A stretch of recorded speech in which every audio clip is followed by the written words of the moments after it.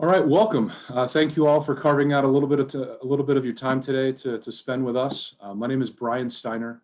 I'm NAIFA's Vice President of Business Development. Today, Chris Gandy, founder of Midwest Legacy Group, and Michelle Prather, Senior Regional Sales Director, Care Solutions at OneAmerica, are going to be talking to us about long-term care in underserved markets. Before we get started, just first a few housekeeping items. All attendees are on mute and listen-only mode. If you have questions, I encourage you to use the Q&A feature at the bottom of the screen, and we'll address those questions as time permits at the end of our session. This will be recorded and available on demand at the conclusion and posted to our limited and extended care planning center website.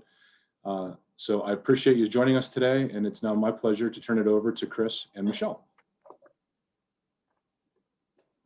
Excellent. Thank you, Brian. I appreciate the time. And so I'll go ahead and start. And I want to give a little bit of background and what we're seeing right now as far as long-term care and long-term care planning. So let me share my screen for just a moment. All right. So when we're talking about long-term care, we of course are usually starting when we're preparing for retirement. And when we're preparing for retirement, we like to use a mountain to describe those years. So as we're climbing our mountain, as we're working through our working years, we consider that to be our accumulation phase.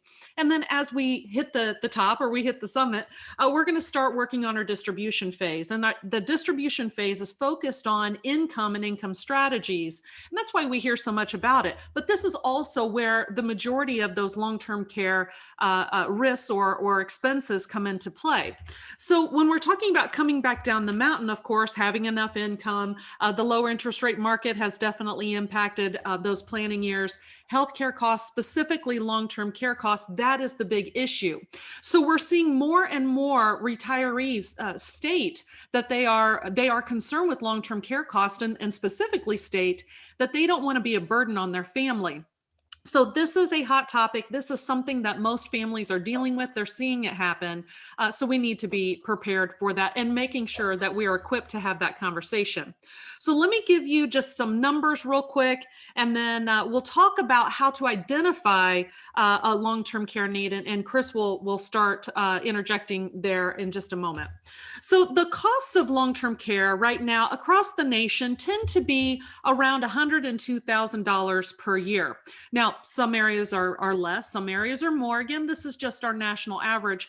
And this is also talking about a private room in a facility. So we know that medical expenses go up, right? They rarely go down. Medical expenses tend to increase anywhere between 4 and 6% annually, but you'll notice that I'm being generous with this number. I want to lowball this. So I'm going to use a flat 3.5% inflation. So in 10 years, that 102,000 has now grown to 144,000.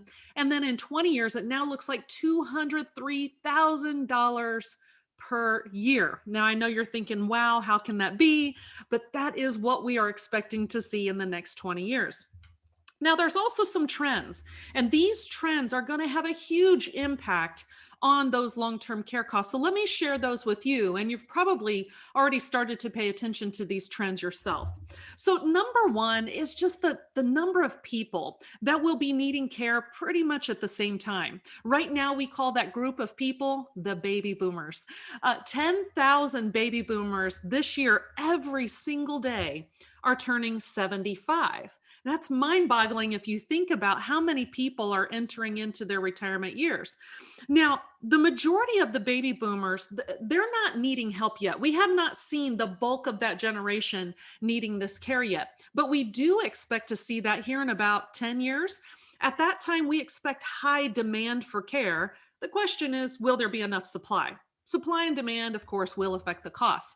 So number one is just what we like to lovingly call the silver tsunami, because the baby boomers are coming and we need to be prepared. I'm teasing when I say that, of course.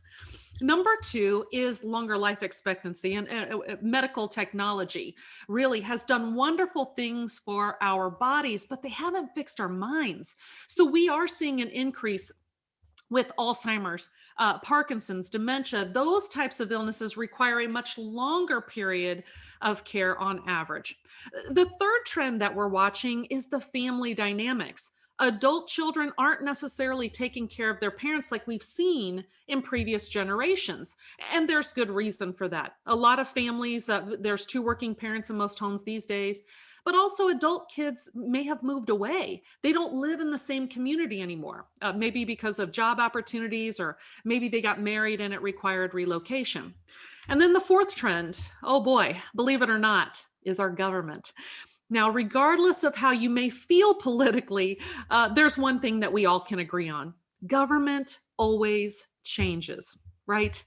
So what they have available today as far as programs are concerned may or may not be available 10, 15, 20 years down the road. We don't know what that's going to look like. So these trends, the number of people, how long we're living, who's providing care and who's paying for it, will and should have a huge impact on those costs. Now, here's the big trend that we're watching. It's called Alzheimer's. And according to the Alzheimer's Association's updated numbers for 2019, there's approximately 5.6 million Americans with this diagnosis. We expect by mid-century that someone will receive this diagnosis every 33 seconds. Folks, we have a problem. We have a big problem, because death from strokes, heart attacks, cancer, HIV, those have all decreased significantly in the past decade, which is good. But in turn, Alzheimer's has increased 123%. It's almost as if we're creating this issue because of medical technology. I was listening to an audiobook not too long ago, and it said, the solution to one problem is the creation of a new problem. And I think that that's evident with what we're seeing here today. And then we'll talk about how to identify after this slide. So are you average? This is another issue that we're seeing change. So we know that males on average need care for 2.7 years. Females need care a little bit longer, on average 3.7 years. Alzheimer's right now is an average of 8 years. How do we get an average? That means 50% will need it for longer and 50% will need it for less. We just don't know where we'll be on that. But what I'm showing you on my screen right now is what we're seeing in actual claims. So 7 of the largest long-term care companies had reported their longest male claim and their longest female claim. Notice that 5 of the 7, the man met or exceeded the female's need for that same company. So again, we're seeing people need care for 13 to 19 years based on this slide. So we're seeing that longevity happening, and we need to make sure that we're planning and preparing for that. So I'm going to stop right there, and I'm going to bring Chris in on this conversation. So when we're talking about identifying the long-term care need, of course, we would take a handful of things into consideration. One, family history. 2, their financial status, their family status.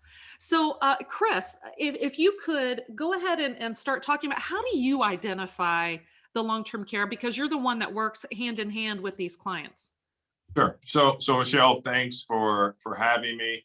It's a wonderful opportunity to be a part of this education and empowerment conversation that I believe is necessary as we continue as professionals to be out in the field, helping our clients identify opportunities and helping them secure the assets they have. Right. So if we start to look at identity in the long-term care market, based on the statistical data that you have, advisors will ask questions to the nature of, well, why do people need it, right? And I think it goes a lot to the statistical data that you have.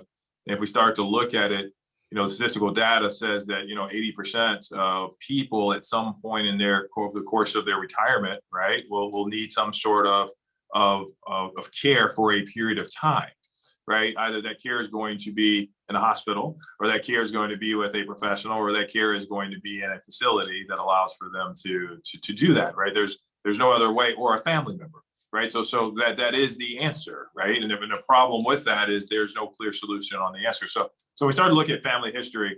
Let's talk about diverse markets. And so I'm here to add some value on diverse markets because I'm a diversity professional, and most of my clients are also in those diverse markets and underserved markets. So when we start to look at family history, the big thing that I look at is the majority of people have never had an opportunity to sit down with a professional that happens to be in those communities. So for the first time ever, I mean, I go back in time and I look at just my mother. My mother just retired last year, and for the first time, she heard the long-term care conversation and dialogue about asset protection. So when we start to look at asset protection, she became more open to the idea of planning versus the alternative along the way. So that became important. So awareness is important, and that family history is going to be very important as we kind of forward into the future. Current financial status, I think people feel like they can't afford it. In minority and diverse communities, they just feel like, I can't afford it. I don't even know how much it costs. The miss, I think, for professionals out there, if they're listening to this, the one thing that we have to do if you're working with diverse individuals, I think you have to demystify what long-term care is, right? The majority of people say, well, you're not going to put me in a nursing home, right? That's in the minority African American community, that's the conversation. It's not that you're going to have skilled nursing care. So I think for professionals, we have to demystify long-term care, just like we had to do with disability income, right? You're not laying in a hospital with tubes coming out your arm. From a financial status standpoint, is that it's affordable. I think the majority of people, as they start to think about, is it affordable? There's enough narratives and press clippings out there that help people understand that, long-term care has become too expensive. There's a lot of companies that aren't selling it anymore, and you're not going to need it anyways. And if you don't use it, you lose it, the whole concept.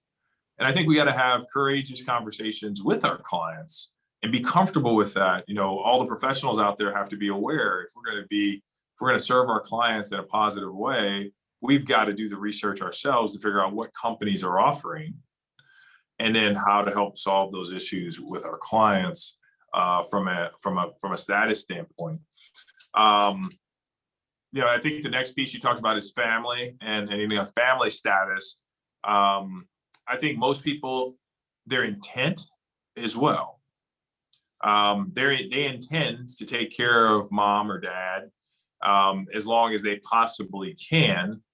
And for that, they sacrifice their well-being, their financial status or their financial track, press pause on their financial strategy to help take care of mom and dad.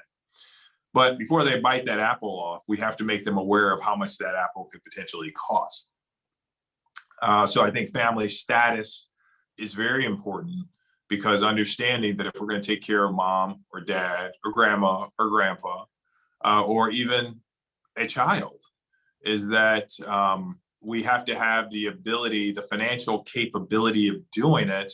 And educationally, does it make sense? Do we have that access? Do we have that ability to do that along the way? And then future needs, I think you touched on it.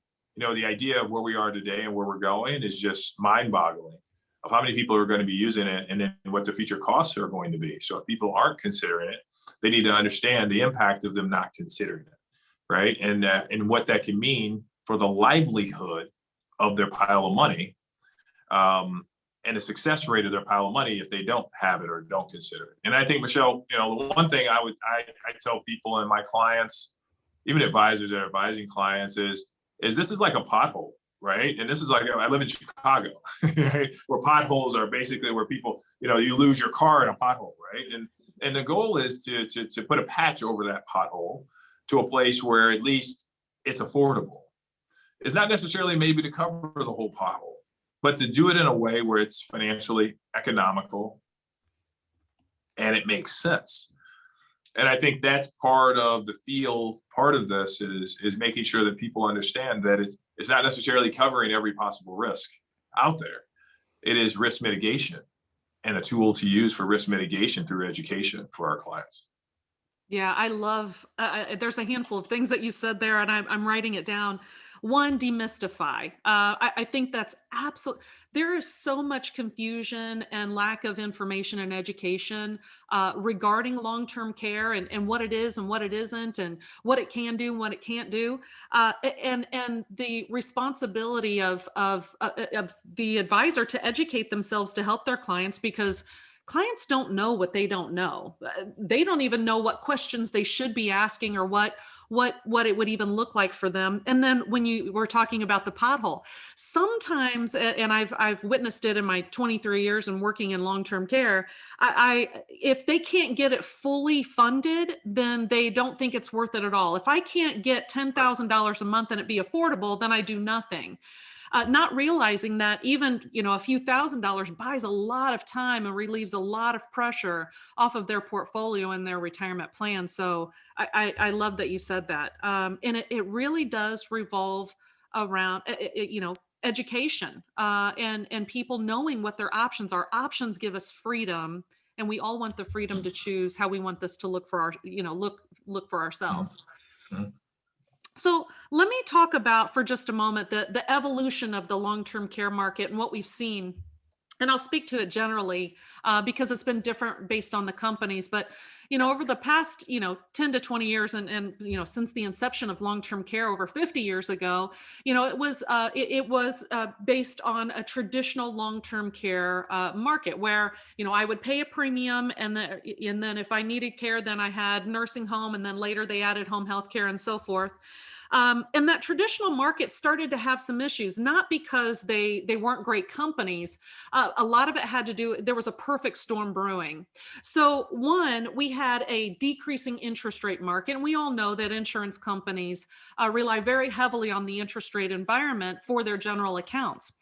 And then on top of that, having the lapse ratios not give insurance companies what they were expecting. So, if an insurance company came in and offered a very low premium, and those people ended up paying those, they weren't getting those policies to drop off. They were expecting a certain number to drop off. Well, if they're really inexpensive and very affordable, most people kept them.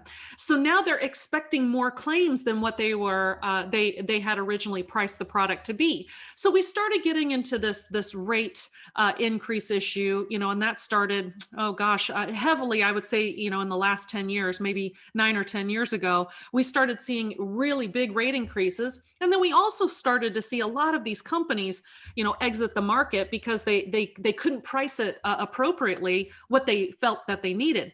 At the same time, we had hybrids really coming to life in that time frame because people still had the need for long-term care protection. Even though hybrid products really started in the late 80s, and a lot of it had to do with the viatical market from the late 80s, they really didn't get up and running until the last probably 10 years. And that's using life insurance or using life insurance and annuities to as an alternative to pay for long-term care. So, Chris, what kind of experience had you had with traditional long-term care, your education about traditional long-term care, what you've seen maybe some of your clients deal with traditional long-term care or hybrids? And I'll explain the hybrids and the tax laws associated with hybrids in just a moment. But what experience have you had with that? Well, Michelle, in my time working with clients, it's been an evolution, right? When long-term care first came out, it was, everybody and anybody could go buy a product, right? I could sell a product. I get a product from this company or this company or this company and favorable rates, and say, well, this company is this much cheaper than this company, and that was the long-term care space. It was the competitive premium long-term care space. And again, you can get it forever, and it would last forever, and you have it the rest of your life, and you never have to worry about premiums going up and all these other wonderful things. And then companies were basically coming in at lower and lower premiums. They're like, how are they going to be able to sustain this? But they wanted market share, right? So we saw that happen, and through the evolution of morbidity and mortality, right? We've seen in the field. So one of the things that I always tell my clients is, and advisors, to ask your client this: if you could tell me what day you will leave the face of the earth, how long would it be before you buy? How much insurance would you buy the day before you die? And the answer is always as much as I possibly can, of course, right? Well, that's the same conversation with health. If you could tell me the day in which your health starts to go at least a little bit sideways, but you're in good enough health, you paint the picture for people, you're in good enough health to possibly stay in your home and still do some of the things you really enjoy doing. But, the hospital won't cover it, and neither will your supplements or care. How do we pay for that, right? How do we pay for that? And if you knew that day, would you wait till we get there to do it, or would you do it before we go? Right. Right. And I ask people all the time, the question is, if you and I were to go to Florida today, would you pack before we go, or would you wait till we get there to pack? If you wait till we get there to pack, the odds are you're going to miss some things, and it's going to be twice as expensive. So doesn't it make sense to pack before we go? And so as we prepare for those next chapters of our life, Michelle, I'll tell you, that's been my experience is how do we paint the picture for clients, so then we take the really complicated conversation, even through evolution, because I've explained to clients that this is where it was before, this is what it is now, and here's how it's going to change possibly going forward, right? And I think we have to, as advisors, we have to lay the groundwork for things that are out of our control. Like you said, the government can change things, right? They've made it very favorable with some of the tax opportunities, right, for people to buy long-term care. That's exciting. So hopefully we get a chance to talk about some of those tax opportunities, which are fantastic. And also, they've made it pretty exciting that if I have a certain type of corporation and things like that, the tax favorableness there for long-term care. But I think for most clients, it simply is about having a table conversation about the complicated product in which we sell. And that is giving people choices at that time to make decisions on what's important to them, and not waiting till we get to Florida to do that. So I love the analogy. That's been my experience. No, I love that analogy, because it makes you go, well, no, that wouldn't make any sense to wait till I got there to pack. So no, I love that. That's excellent. Well, let's talk about the tax laws, because you're right. I think that the government has recognized what's happening as far as Medicaid and Medicare. Medicare is not paying for the type of care that we're talking about here today. So we're talking about Medicaid, and of course that's the bulk of a state's budget. And states have, I believe I heard somewhere, and someone may correct me if I'm incorrect, but that Minnesota has started a think tank on, how do we control these costs? How do we reduce the Medicaid costs? So they're already recognizing strained budgets, and they're already starting to tweak those. But on the flip side, they've also offered tax incentives to encourage behavior, because that's how they do things, right, Chris? Right. That's how it works. So let me screen share again. Let me show you this. So we're going to talk just generally speaking about the tax laws. So the government recognized that there were going to be people like Chris and I, just average Americans that are going to need care at some point in the future. And if we don't have a plan in place, then we're potentially going to be spending down our assets to end up on taxpayer assistance. So they want to avoid that and encourage people to plan ahead. So let's say that this is my portfolio of money. I might have some moderate, some aggressive, some conservative type assets. And if I were to need care, I would probably tap into my conservative bucket first. This is money that I might have set aside for emergency use anyway. Now, understand what I'm first going to talk about is a reposition of an asset, but it's evolved to be where people can pay out of income. We have a lot of people that will pay monthly, annually for these type of hybrid products with regards to using these tax laws. So basically, by repositioning, moving an asset or repositioning some income, what I'm able to do is I'm able to turn this into a lifetime income stream specifically designed to pay care bills. So I say that on purpose, long-term care income, when we changed our lingo to say disability income, suddenly people go, oh, that makes sense. So let's talk about this as long-term care income, because this is income that is going to pay for certain bills. But what I'm doing is, by repositioning a small amount, I'm able to protect my portfolio. So it's portfolio insurance from a very high risk of happening to myself, or if I'm married, myself and my spouse. So here's how it worked first. So first, the government used a tax law called the HIPAA law of 1996. A lot of us have heard of that.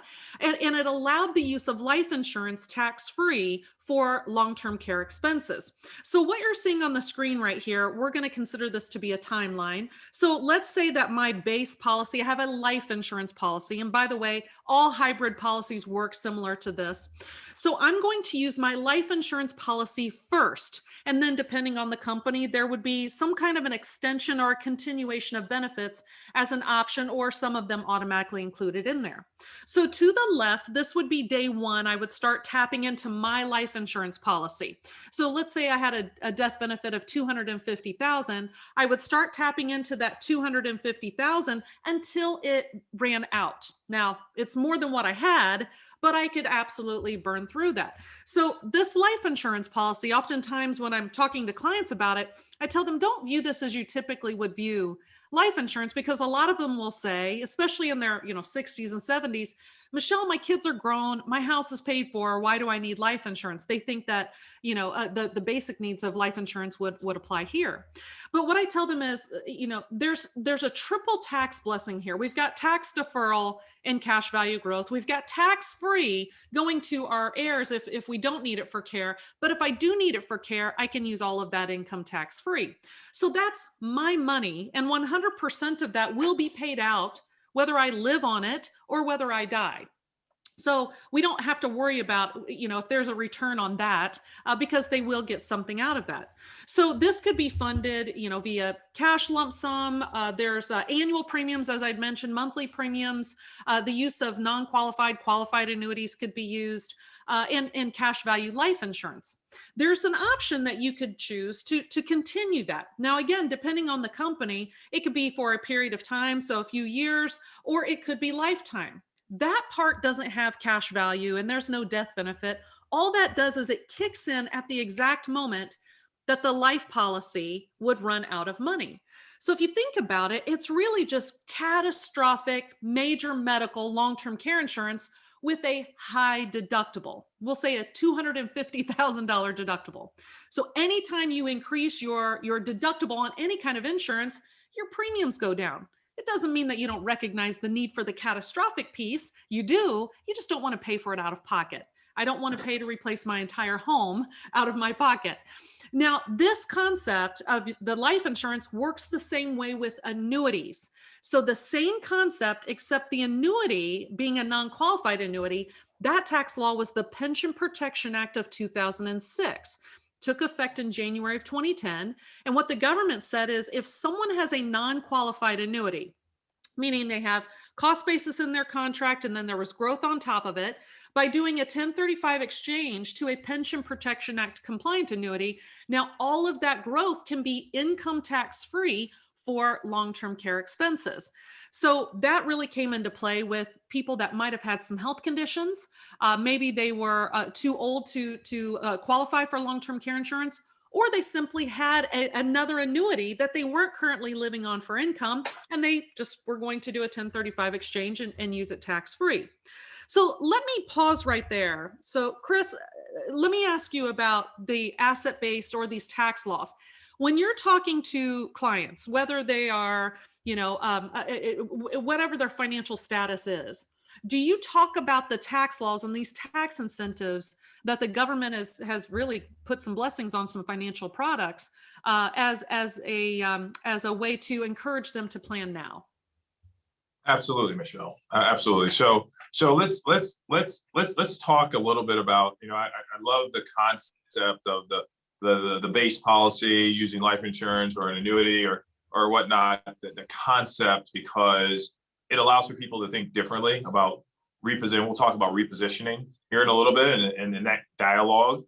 I know part of this webinar is they wanted us to make sure on my side is to give phrases, right, and actual use of ways in which I actually use long-term care and do it. So in doing that, here are some of the things that I talk about in the dialogue, right?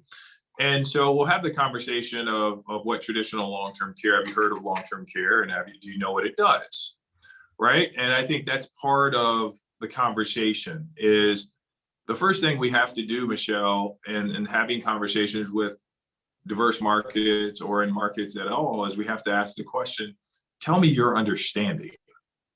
Because I think so many people believe they know what it is, but in actuality, they have no clue, right? Because unfortunately, they don't live in retirement until they get there, right? In long-term care, typically, they don't actually live in it until they get there. Typically, what they'll know is they'll know an experience that they've had or they've heard, right? The hearsay is always better than the real story, right? Or they've heard.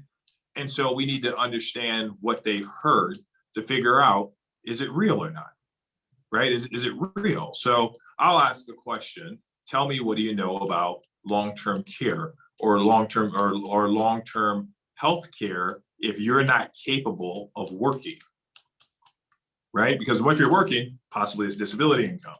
But if you're no longer working, then it's potentially long-term care, right? And they say, so tell me about your disability plan when you're no longer working. They're like, what do you mean? My disability plan when I'm no longer working? I said, well, we have to have something to protect the largest pile of assets that we would have accumulated over the course of our lives. How do we make sure we can give it a time off? Even Michael Jordan, no matter how good he was, if he never got a break or a timeout, he eventually got tired. And they're like, oh, well, I don't necessarily have that. Okay, so tell me, have you heard of long-term care and how it works? And then we sit back and we listen. And I think we listen with intent, not to correct them, because whatever they think typically is right because they're clients.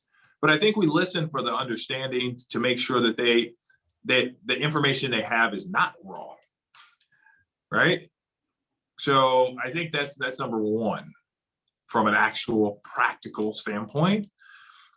Number two is helping them be aware of the arc of the transition of what's happened, right? Are you aware, and making them aware, are you aware? So this is why I say, are you aware of some of the tax incentives to that the government has in place? Because the realization is the government has realized that they can't take care of everybody.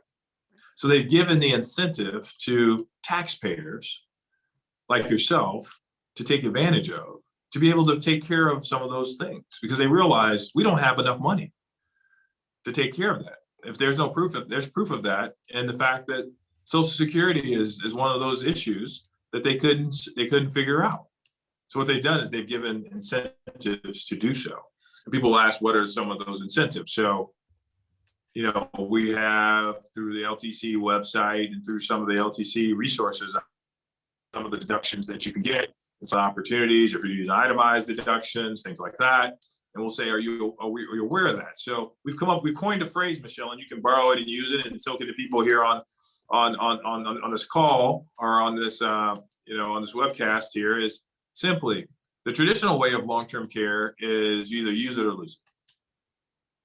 Right? If you don't use it, you just die. Quite frankly, it's the best money I'm glad you never had a chance to use. But what about if we could use it, or use it? And they say, well, what do you mean? I said, what if you could use it for care? And if you didn't use it for care, you can use it as potentially part of your retirement if you didn't want to do that. Or if you didn't use it for care and you didn't use it for your for income for your family, then it became part of your assets you left to your family, potentially tax-free. So you will use it one way or the other. You're going to use it for care. You're either going to use it in retirement, or eventually you're going to pass on, and it would go to your family.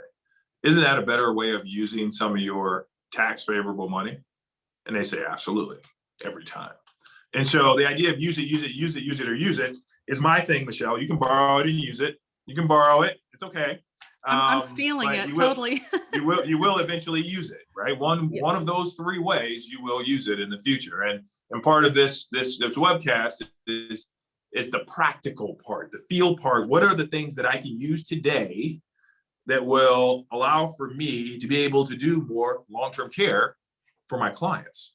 And that's one of those things that we've coined over time, because it really is that. It's the evolution and demystifying it, and then helping people understand that if you could take care of this, if there was a way to take care of this, how can we go about doing it if it made sense? And so that's where I think, kind of a field perspective. If I throw in just one more thing, diversity. So if we even go back to the diverse markets, it's even more of a gap of understanding. And so we have to really start with educating people and uplifting them to empower them to make their own decisions with their money, versus saying long-term care, because people don't buy the product for what it is, they buy it for what it does. Yeah. Right. And so part of the dialogue is really around, forget the product itself. Let's talk about, if you were to have any type of specialized care, or your health started to change over time. And I use myself for example. I said, when I was 18 years old, I played professional basketball, and I felt great. It was all wonderful. When I turned 40, I had a kid, and at the end of the day, I don't play basketball as much as I used to. I wish I could. But this machine in which we currently live in, that we've asked this for 100 years of service, just like our car, the longer we have it, the more we drive it, the more it starts to break down. And all of a sudden it becomes a reality that, I've had a car for 10 years. And you know what? The more it's been paid off, and now it costs me a ton to fix, right? And it's the same example as you are that car, right? And over time, this machine that we live in will start to break down over time. And as it starts to break down over time, who's going to pay for it? How are we going to pay for it if we decide we're going to keep the car? And the answer is typically, oh, Chris, I want to keep my car. I want to make sure, this machine is good, right? So I think if we're able to take a complicated concept and use something simplistic like a car, things like that people do on a day-to-day basis, that they can wrap their arms around, that no one anticipates the fact that, I got a flat tire, now I have to go get it fixed. No one anticipates the carburetor is going to go out and I have to go get it fixed. It's outside of the norm of the everyday payments that we have to make. But if we had something that would take care of it, would we potentially buy it or own it? And the answer typically is absolutely. Yeah, I love, gosh, you have some great analogies. So we kind of talked about why diverse markets may fear long-term care, and a lot of it's just a lack of knowledge. You had said demystify. So it does take someone being proactive in providing the education of what it is and what it isn't. But what do you do when it comes to cultural beliefs? Because there are a lot of different diverse markets that may have a feeling, well, we don't put our parents in facilities, they will live with us. What do you do as far as just cultural beliefs? How do you explain that, or how do you help them with that? Do you take an approach of, well, let's provide some help for home care, if that's the case? How do you handle that? Yeah. And so you're right. So whatever they think is right, right? So that's one of the things I learned in consultative selling, is whatever their clients' beliefs are typically right. Right. And so it becomes about, how do we afford it? Right? Whose money would we rather use? Mm-hmm. Right? Would we rather use your money, or would we rather use someone else's money? Mm. Right? And the answer typically, well, if we could use somebody else's money, Chris, why would we not? Right. So then the belief behind, you're right. We want you to have the option to stay. We want you to be able to provide that care for your mother or your dad or your father or your sister, or we want to be able to provide that care from an educational standpoint, and from the smartest financial perspective that we can do it. Does that make sense? And typically that answer is, well, let's explore that. Would you be open to hearing about how we can do that, either tax favorably or at a cheaper cost today than it would be at that particular time? And so I ask this question to my clients, Michelle, on a regular basis. Would you rather, today we found out that we were going to go buy, I don't know, whoever I'm talking to, a Fendi bag, or I'm going to go buy a pair of DKNY, or I'm going to go buy a nice new computer, right? And today it's full price. But tomorrow we know it's going to be on sale. It's going to be 50% off. Would you rather buy it today or wait till tomorrow to buy it? And the answer, regardless of how much money they have, how much assets they have, the answer is always the same. Well, of course, Chris, I'm going to wait to buy it till tomorrow. Okay, so if that's the case, doesn't it make sense to buy it on sale than it does at full price? And the answer is always the same. So if I can show you a way that we can buy it at a discounted rate today, or we can have it through repositioning at a discounted rate, does that make sense? And the answer, when we have those kind of conversations, the results are natural for people. And that doesn't mean that people are going to buy the insurance or the product itself, but at least they are aware and they understand the risk they're taking by not buying the product, by not participating in these strategies. They understand that there is a risk of doing that. And I think that's our job. Our job is not to, I tell people all the time, my job is not to help you make decisions with your money. My job is to make you aware of the decisions you should make, whether you make them or not, right? My job is your world. I just live in it. I'm just helping you narrate this story. This is your book. That's it. Okay, so my job is to help you figure it out and then give you my professional opinion of how you should do it. And then you make the decision of what you want to do. And every client, I learned this a long time ago. Every client wants to buy, nobody wants to be sold. They all want to buy for their own reasons. Yes. And whatever their reason is, that is exactly correct. So from a cultural perspective, I think we give people the option to be able to do that because that's what they said they wanted to do, which is empowerment, right? The option to do that more. So let's figure out a way we can do that at the most economical way possible. And they're like, okay, that makes sense. Perfect. Great. And that's the path we go down. I love that. And you're right. I mean, when we talk about if we're going to pay for something in the future, it's almost a sure thing. Wouldn't we rather buy it on clearance? That's the power of leveraging. And even, I often talk about, the way that wealthy people think, and we all want to know, the secrets of the rich and famous. What is it that they do?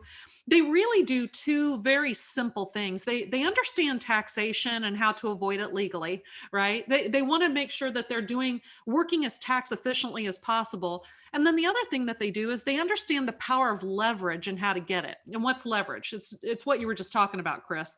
Leverage is taking my pennies and making them work like dollars.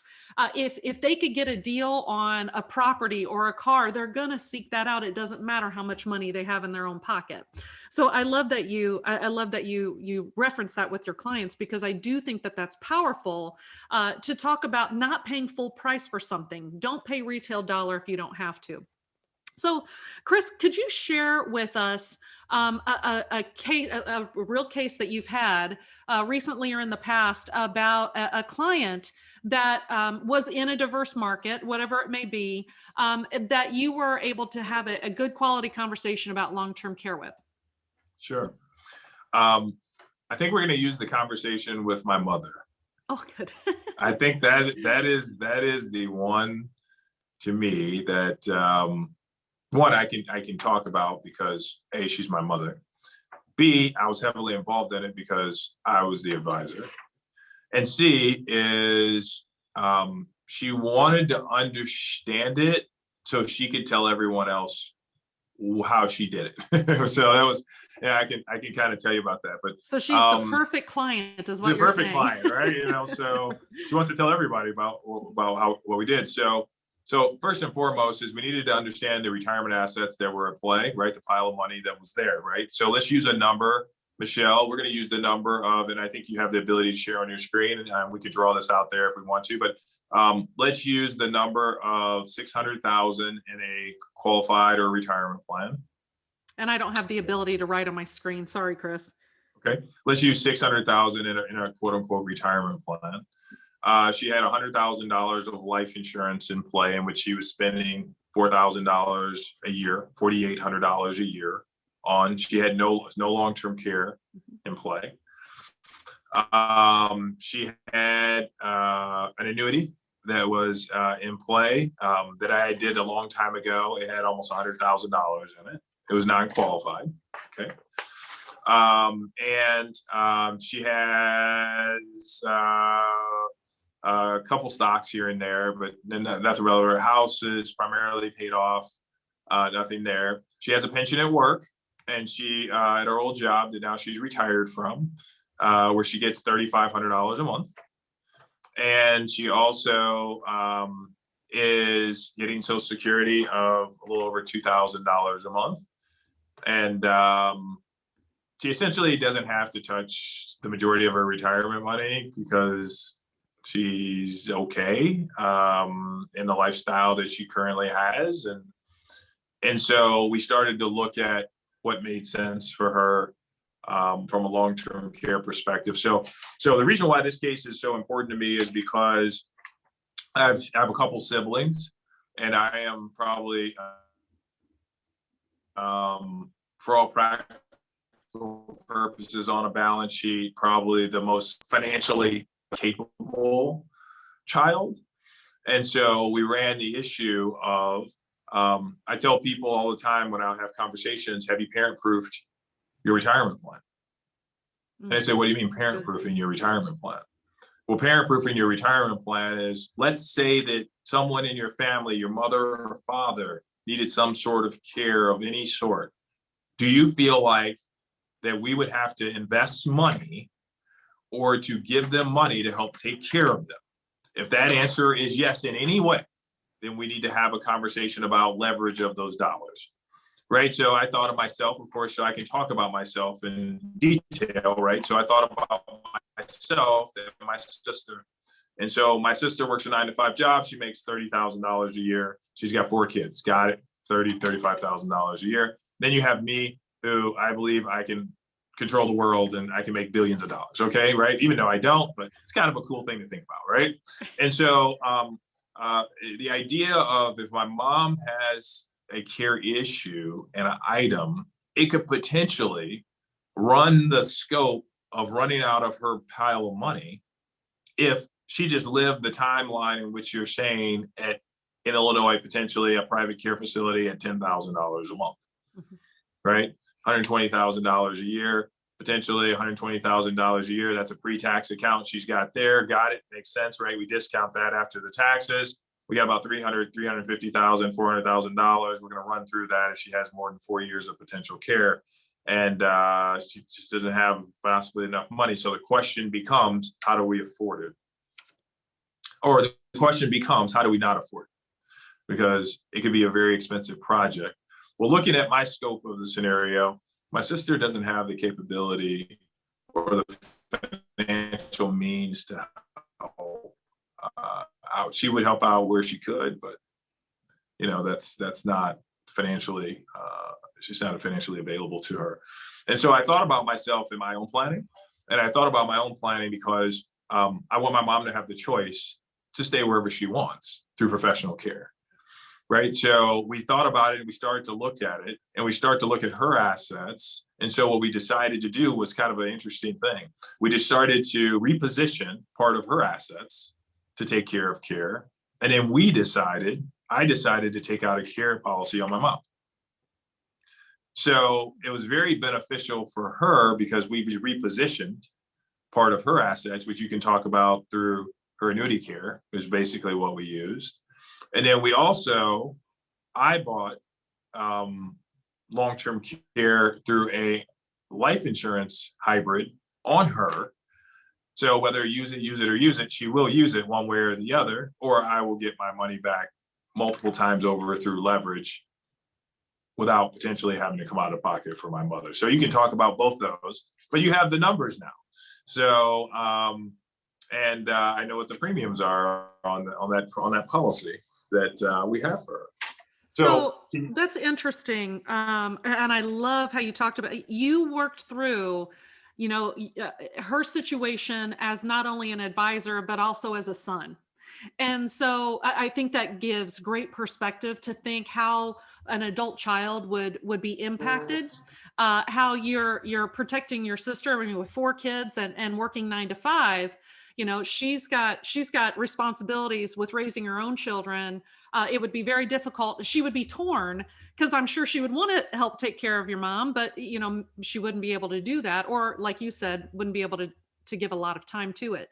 And then, of course, you would be impacted, because you would feel compelled to make sure that you're taking care of mom. You're a good boy, right? You're going to take care of mom and do everything that you can. So what you did was you took a way to make sure that you're taking care of her in a way financially that's just better for everyone involved. And that's not, I love that you said about taking a policy out, because that's not the first time I had heard that about a child paying even for a parent's policy, that cash value, they would be the owner of the cash value. I'm not sure if that's your situation, but if mom or dad didn't need it, then they would get the death benefit. Right, right, and that's essentially that's what we did. So we took, and you can talk about the annuity care, because we took her annuity that she's not going to use because we've got her retirement plan, and we took the annuity and we repositioned it into annuity care, and so why was that important? It was dual purpose dollars, right? It was dollars that were sitting there that potentially she would get a return on those dollars, right? So she would use it at some point in her future, whether she used it in retirement or she used it in, the idea of use it, right? She would use those dollars one way or the other. But if she was able to get a multiplier off of those dollars because of the care, and she was able to grow those assets through index or through market growth or whatever, because of the product itself, then she would have a pool of capital that she would get an opportunity to use herself over that period of time. And what she did not have to worry about is the anchor, which is basically the security of the asset itself. One of the challenges that I've seen, and one of the conversations we had with our clients, and many clients that we have now, I call it the long-term care rescue policy, right? Is right now we're trying to rescue people from policies that have increased in premium, or the benefits have been reduced. And they're starting to realize, okay, wait a minute, I may actually use this, or they're having to make really tough decisions, right? Of, do I take, I'm recently working with a client right now. They got a letter from a company that said, here's your long-term care premium that you were paying before. You have two choices. One, you could take a reduced benefit, or two, you could pay 3 times the premium. Right. And how many of our clients are going through that right now, right? They're stuck with a decision to make. Do they take less of a benefit, or do they take more premium? And so that happens. Share with me, all clients that have long-term care, share with me your policy and how it works and who it's with, right? Let's see what's happening in the market space. And it's our job to educate clients. That's our job.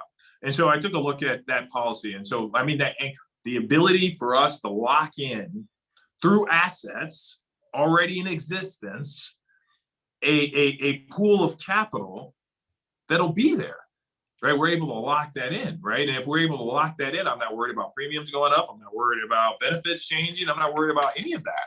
Yeah. And so we were able to do that. And then the balance of risk that was there, I saw it as a potential, as potentially the excess. And so, because I have a fantastic accountant and I know some of the laws and rules, I was able to structure a policy, a long-term care policy for my mother, that allowed for me to take the risk, essentially, of long-term care off the table. So whether she lives too long, dies too soon, or essentially she runs out of money, none of those things will potentially happen. And if her health starts to fail, then her children won't have to take care of her. We can have somebody professional take care of her, and her assets as a whole, essentially, that she lives off of through retirement, would potentially never be touched.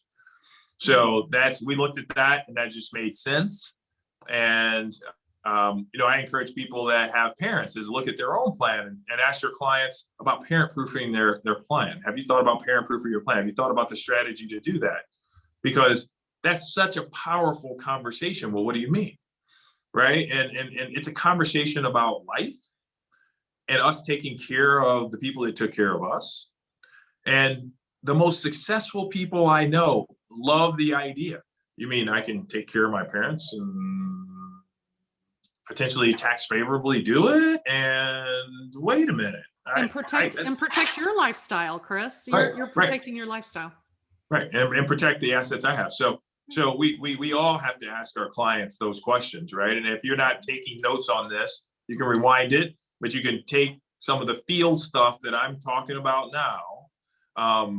Just the acronyms, usually use it. Some of the stats that Michelle is throwing out there. But I think we have to take a look at our own situation first and say, have we done the right planning for ourselves and our family that can impact who we are and what we represent? And I think if we do that, we'll have the courage at that point to have conversations with clients about the same thing, right? And just asking the question, are your parents still alive? Is it a concern of yours that if your parents need care, that who would help pay for that? And then we sit in silence and we listen. And if there is no solution, it's our responsibility to help them find some sort of solution. Doesn't mean they're going to act on it, but if we can help them find a favorable solution and it's economical and it makes sense, then I think it's perfect for us to be able to help clients figure it out. I love that. And I wrote down parent proof, your retirement plan. So I am stealing that one too. Thank you. I do have one question before we turn it over to Brian.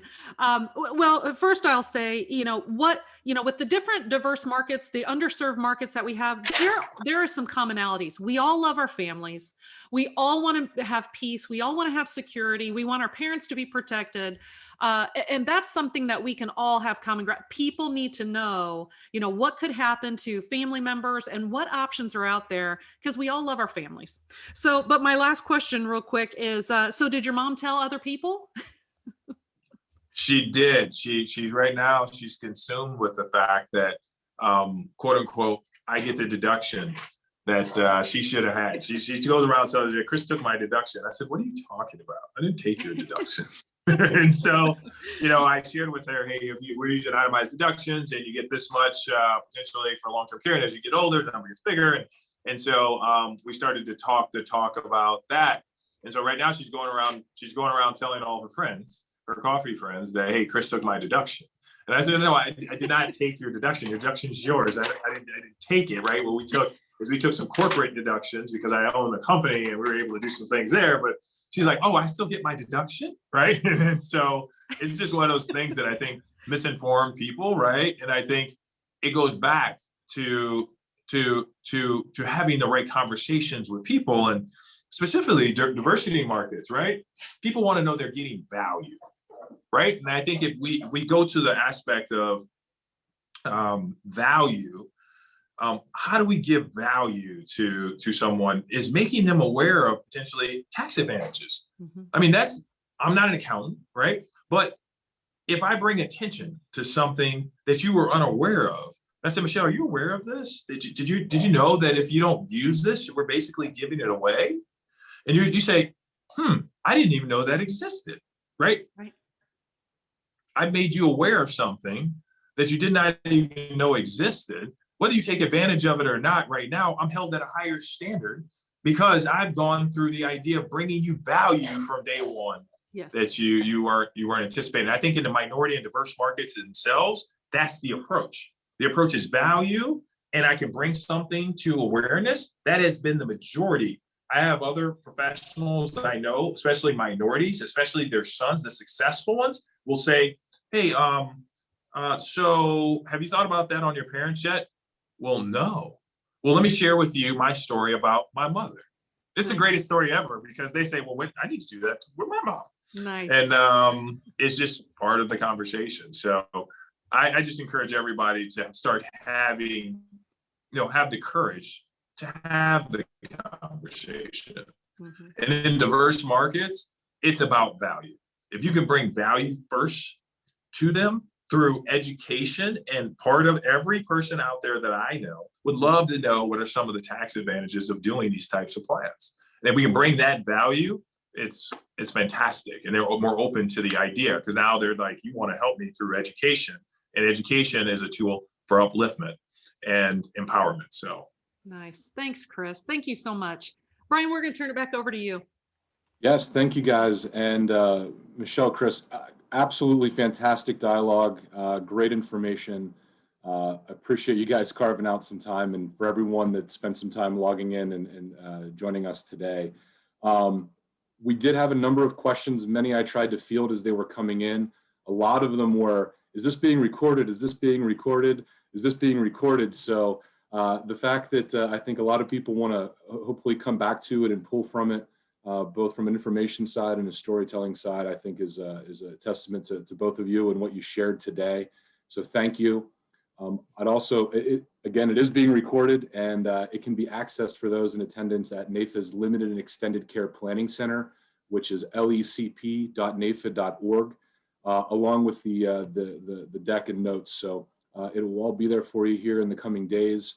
And there's a tremendous amount of other information on the center too, that really address limited and extended care planning in a pretty comprehensive perspective. So there's a lot of great resources out there. And as Chris said, the challenge out there is for us to have the conversation, be confident and have the courage to bring it up, and know that there are solutions out there for everybody. And people don't have to be left on an island to figure it out. So I think it's definitely our responsibility in the financial services space to ask those tough questions and get people thinking about it. So appreciate everyone's time today, and look forward to spending some time in the future. So have a great day, stay healthy, stay safe, and we'll see you again. Thank you.